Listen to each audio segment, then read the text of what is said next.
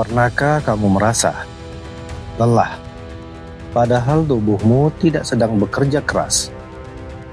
Kamu tidak sedang berlari, tidak mengangkat beban berat.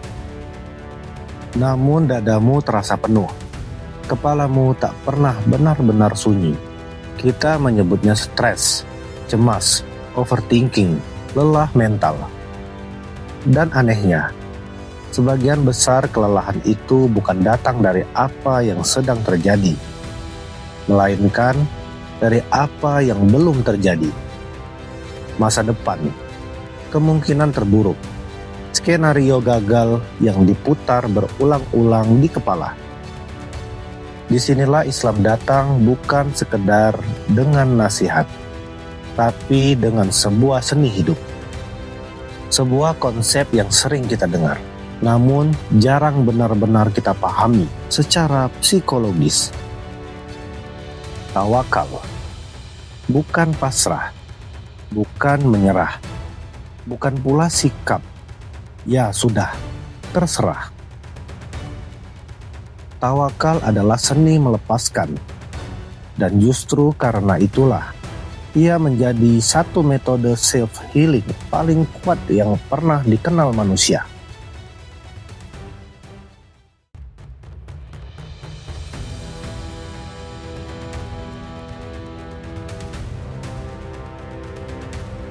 Dalam psikologi modern, ada satu kesimpulan penting.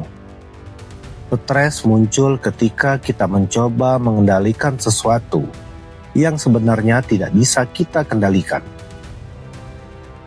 Manusia ingin memastikan hasil, mengunci masa depan, mengendalikan reaksi orang lain, memastikan semua berjalan sesuai rencana. Masalahnya, hidup tidak pernah memberikan kendali penuh, dan disinilah konflik batin bermula. Otak manusia dirancang untuk memprediksi. Namun ketika prediksi berubah menjadi obsesi terhadap hasil, pikiran berubah menjadi ruang penyiksaan. Islam tidak melarang usaha. Justru sebaliknya, Islam memerintahkan ikhtiar maksimal. Namun setelah itu, Islam mengajarkan satu langkah krusial yang sering dilewatkan manusia: melepaskan hasil. Inilah inti tawakal. Secara psikologis, tawakal memindahkan beban mental dari "aku sudah memastikan semuanya berhasil" menjadi "aku bertanggung jawab pada usaha, bukan pada hasil". Ini bukan kelemahan, ini adalah pembebasan mental. Saat seseorang bertawakal, sistem sarafnya berhenti berada dalam mode siaga terus-menerus. Kortisol, hormon stres, menurun karena otak tidak lagi merasa harus mengontrol segalanya. Tawakal mengajarkan, aku melakukan bagian manusiawiku, sisanya adalah urusan yang Maha mengatur, dan di titik itulah healing dimulai.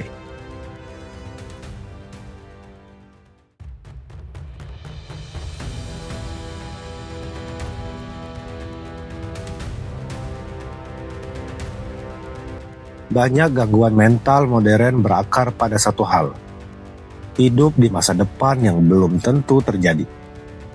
Dalam psikologi, ini disebut anticipatory anxiety. Kecemasan yang muncul bukan karena bahaya nyata, tetapi karena bayangan tentang kemungkinan buruk.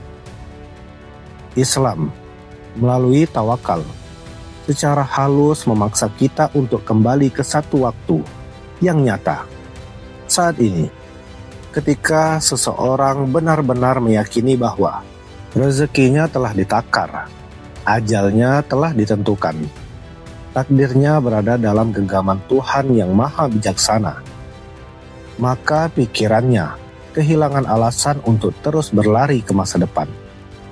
Bukan karena masalahnya hilang, tetapi karena makna masalah itu berubah.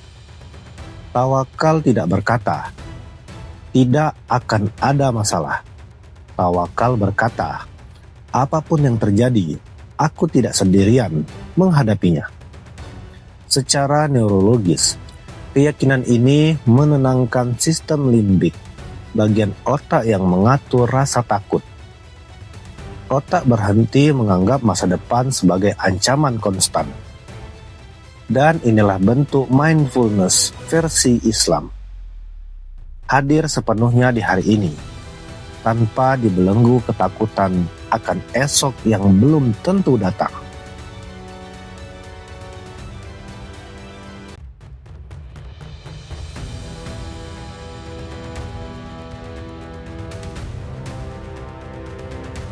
Ada satu momen yang paling menghancurkan mental manusia. Saat ia merasa tidak berdaya, gagal, ditolak, kehilangan, tidak mampu memperbaiki keadaan. Dunia modern mengajarkan, kamu harus kuat, jangan lemah. Namun Islam mengajarkan sesuatu yang jauh lebih jujur secara psikologis. Akui kelemahanmu di hadapan Tuhan. Dalam konsep tawakal, mengakui ketidakberdayaan bukan tanda kekalahan, melainkan titik balik kekuatan.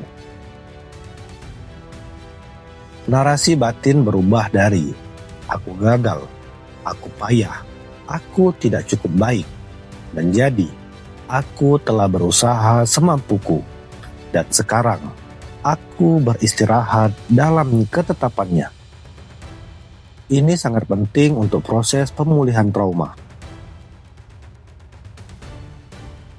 Trauma sering bertahan karena otak terus menyalahkan diri sendiri. Tawakal menghentikan siklus itu. Ia berkata, kamu manusia, bukan Tuhan. Kamu bertugas berusaha, bukan menentukan segalanya. Dan di saat seseorang berhenti memukul dirinya sendiri secara mental, jiwanya mulai sembuh.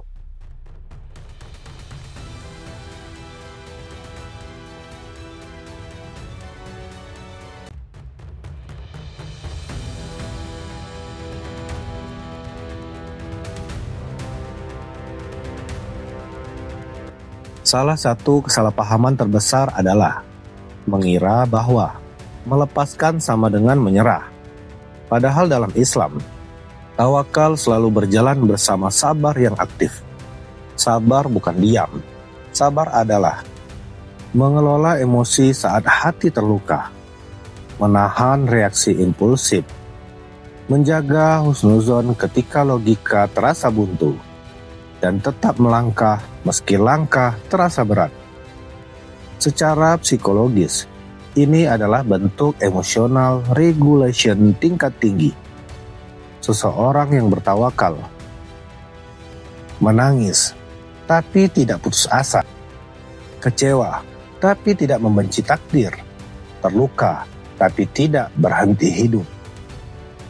Inilah mengapa tawakal disebut self-healing terbaik, karena ia tidak membiarkan seseorang membeku dalam kesedihan. Ia mengajarkan, terima perasaanmu, tapi jangan jadikan ia penjara. Pada akhirnya, tawakal bukan tentang menghilangkan masalah, melainkan mengubah hubungan kita dengan masalah itu sendiri. Hidup tetap penuh ketidakpastian, namun jiwa menjadi lebih ringan, karena ada satu keyakinan yang terus berbisik di dalam hati.